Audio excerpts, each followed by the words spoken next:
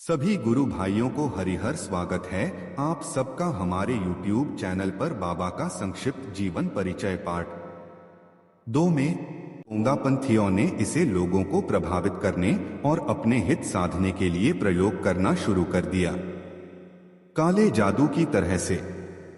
राधारमण जी को यह सब तो करना नहीं था, बल्कि तंत्र व्यवस्था का पूरा सत्य समझना था, इसीलिए तलाश में लगे ही रहे।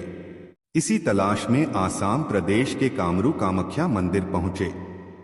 वहां तंत्र व्यवस्था के महारथियों से मुलाकात हुई। उन्होंने बताया कि तप और साधना करो। ये करते रहे निरंतर करीब 30 वर्षों तक। 50 वर्ष की शरीर आयु होने तक केवल साधना और तप इतनी लगन थी। बाद में गुरुमाता कामरू कामाख्या का संरक्षण आशीर्वाद प्राप्त हुआ। इन्हें कुछ तसल्ली हुई कि कुछ मिला। फिर गांव वापस आ गए। यथोचित उपकार करने लगे, मगर बेहद शांत तरीके से। न कोई आयोजन करते, न कोई प्रचार, दान चंदा किसी से लेते नहीं थे। खेती किसानी करते थे। कहीं आते जाते भी कम ही थे। राजनीतिज्ञ, अधिकारी, व्यापारी, गृहस्थ सभी आशीर्वाद लेने बरिगवां जाते थे।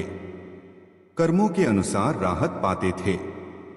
इसी में राधारमण जी की आयु करीब 60 वर्ष हो चुकी थी, इसलिए अब ज्यादा दौड़ भाग नहीं करते थे या करना भी नहीं चाहते थे। शायद नीति अनुसार जरूरत भी नहीं समझते थे। अंत समय तक गांव के बीच बने मिट्टी के 2 खंडीय घर में रहे। सामने शिव मंदिर था, वहीं कुआं था। घर की छत पर तख्त डालकर बैठे रहते, वहीं लोगों से मिलते थे। इस तरह यथासंभव उपकार करते करते वर्ष 1994 में 111 वर्ष की आयु में ब्रह्म लीन होने यानी जीवित समाधि में जाने का निर्णय लिया।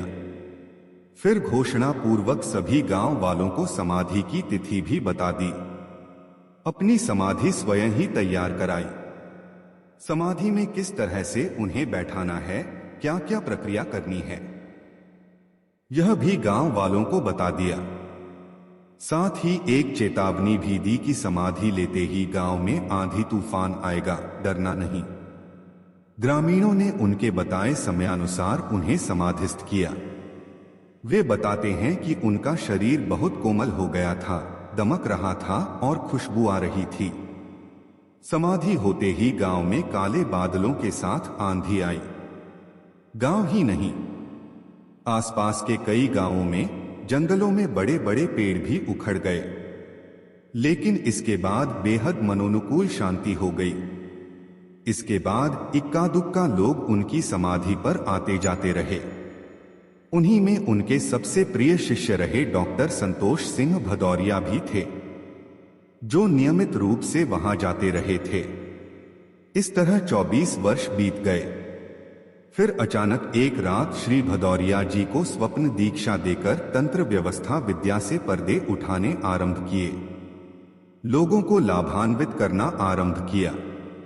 ईश्वरीय चिकित्सा विज्ञान एवं अनुसंधान केंद्र करौली धाम उसी श्रृंखला की ही पहली कड़ी है।